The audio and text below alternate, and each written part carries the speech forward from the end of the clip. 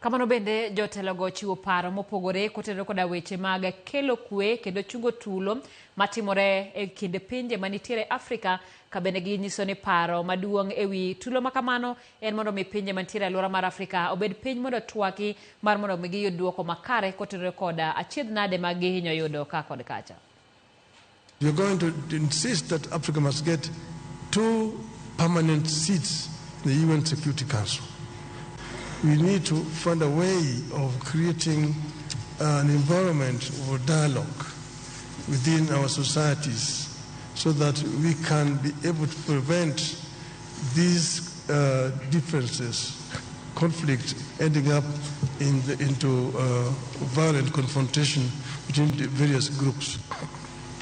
We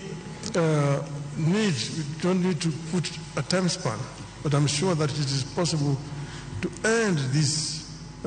conflicts and stop the guns by 2035. It's very critical that the peace fund, in which we have $400 million, that the Commission and the PRC, get to the compromise situation where that money could be used for peace on the continent. I think here in Africa, we all know the importance and the urgency of having